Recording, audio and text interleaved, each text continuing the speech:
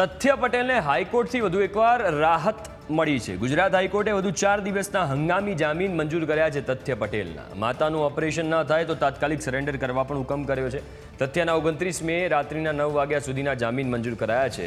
તથ્ય પટેલની સાથે 3 પોલીસ કર્મીઓ પણ હાજર રહેશે। તથ્ય પટેલની માતાનું ઓપરેશન કોઈ કારણોસર મુલતવી થાય તો સરેન્ડર કરવાનું રહેશે। અગાઉ માતાના ઓપરેશન માટે 7 દિવસના હંગામી જામીન મંજૂર કર્યા હતા। વધુ વિગતો સાથે સંવાદદાતા જયેશ ફોનલાઈન ઉપર જોડાયા છે। જયેશ, તથ્ય પટેલને ફરી એકવાર રાહત મળી છે, જો કે આદેશ પણ આપવામાં આવ્યો છે કે જો ઓપરેશન ડિલે થાય છે, પોસ્ટપોન થાય છે તો તાત્કાલિક સરેન્ડર કરવું પડશે। શું વિગતો છે?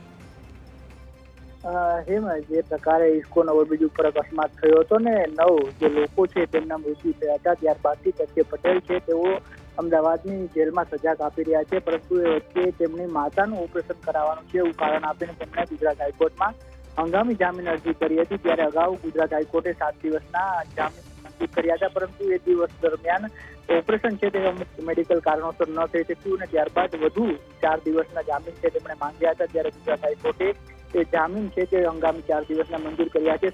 તેની સાથે એક હેડ કોન્સ્ટેબલ અને 2 કોન્સ્ટેબલ છે તે હાજર રહેશે ને તેમનો તમામ ખર્ચ છે તે તથ્ય પટેલ ઉઠાવશે એ પ્રકારની બાંહેધરી આપવામાં આવી છે। ત્યારે આ 4 દિવસના જામીન મંજૂર કરવામાં આવી છે। સાથે અગાઉનું જે પ્રકારે ઘટનાક્રમ હતો એ બાબત ધ્યાનમાં રાખીને એ વાત પણ શરતમાં રાખવામાં આવી છે કે જો કોઈ કારણોસર ઓપરેશન નથી થતું તો તથ્ય પટેલે તાત્કાલિક છે તે પોલીસ સમક્ષ સરેન્ડર કરવું પડશે એ પ્રકારની શરતો સાથે છે તેના 4 દિવસના હંગામી જામીન છે તે મંજૂર કર્યા છે।